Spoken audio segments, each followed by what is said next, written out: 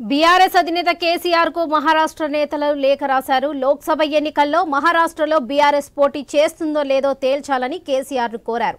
వారం రోజుల్లో దీనిపై స్పష్టత ఇవ్వాలన్నారు మహానేతలు. ఈ మేరకు మాజీ ఎమ్మెల్యేలు, మాజీ ఎంపీలు, 6 కోఆర్డినేటర్లు సమావేశమై చర్చించిన తర్వాత కేసీఆర్ కు లేఖ రాశారు.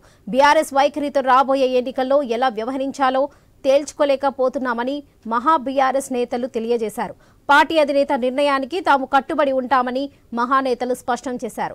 ఇక బీఆర్ఎస్ అధినేత కేసీఆర్ కు మహారాష్ట్ర నేతలు లేఖ రాశారు. ఇక దీనిపై మరింత సమాచారం మా బ్యూరో చీఫ్ రాజు అందిస్తారు. రాజు చెప్పండి, లోక్సభ ఎన్నికల్లో మహారాష్ట్రలో బీఆర్ఎస్ కి పోటీ చేస్తుందో లేదో తేల్చాలని కేసీఆర్ కు లేఖ రాస్తారు మహారాష్ట్ర నేతలు. దీనికి సంబంధించిన అప్డేట్స్ ఏంటి? తెలంగాణ రాష్ట్రంలో జరిగినటువంటి ఎన్నికల కంటే ముందు 6 నెలల ముందు మహారాష్ట్రలో కూడా బీఆర్ఎస్ పార్టీని స్థాపించాలని చెప్పేసి ఆయన నిర్ణయం తీసుకొని నాందేడ్తో పాటు కొన్ని మహారాష్ట్రలోని వివిధ జిల్లాల్లో పర్యటించడం జరిగింది. కొన్ని కార్యాలయాలు కూడా ప్రారంభించారు. అక్కడ కూడా స్థానిక సంస్థల ఎన్నికల్లో కూడా పోటీ చేయించి బీఆర్ఎస్ పార్టీని అక్కడ కూడా అంటే అందరికి కూడా పరిచయం చేసినటువంటి పరిస్థితి. అయితే అనూహ్య పరిస్థితిలో తెలంగాణ రాష్ట్రంలో ఓటమి చెందినటువంటి బీఆర్ఎస్ అధినేత ఆ తర్వాత నుంచి ఇప్పటి వరకు కూడా బయటకు వచ్చి తెలంగాణ రాష్ట్రంలోనే వాస్తవ పరిస్థితులు గమనించి రాజకీయాలు చేసేటువంటి పరిస్థితి లేదు అని చెప్పేసి భావిస్తున్నారు. ఈ పార్లమెంట్ ఎన్నికల్లో బీజేపీతో సహయోగం కుదుర్చుకొని పోటీ చేయాలని చెప్పేసి భావించినా సాధ్యం కాలేకపోవడంతో ఇప్పుడు ఒంటరిగా పోటీ చేయడానికి సిద్ధమవుతున్న క్యాండిడేట్లు కూడా దొరకలేనటువంటి పరిస్థితి 100 రోజుల్లోనే ఏర్పడింది.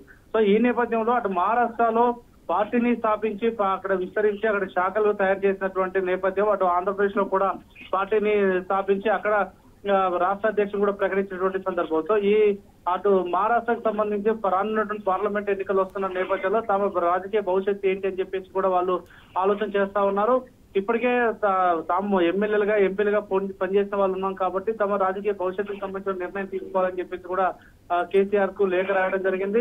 రానున్న పార్లమెంట్ లో మనం పోటీ చేస్తామా లేదా, పోటీ చేయకపోతే పరిస్థితి ఏంటి, చేస్తే ఏంటి అనే అంశాలను కూడా కులంకుశంగా చర్చించి నిర్ణయం తీసుకోవాలని చెప్పేసి చెప్పడం జరిగింది. అటు ఒరిస్సాలో కానీ, ఆంధ్రప్రదేశ్ లో కానీ, ఇటు మహారాష్ట్రలో కానీ 3 రాష్ట్రాల్లో కూడా ఇప్పటికే పార్టీకి సంబంధించిన శాఖల్ని విస్తరించారు కాబట్టి అక్కడ కూడా ఎటువంటి నిర్ణయం తీసుకుంటారు, జాతీయ స్థాయిలో పార్టీగా అవతరించాలని ప్రయత్నం చేసినా సాధ్యం కాకపోవడంతో ఇప్పుడు ఉన్నటువంటి పరిస్థితుల్లో ఎటువంటి నిర్ణయం తీసుకుంటారనేది కూడా వాళ్ళు వేచి చూస్తున్నారు. అయితే చివరిగా అధినేత ఎటువంటి నిర్ణయం తీసుకున్నా దాన్ని కష్టపడి పనిచేస్తామని చెప్పడం అనేది కూడా మహారాష్ట్ర నేతలకు సంబంధించినటువంటి అంశం.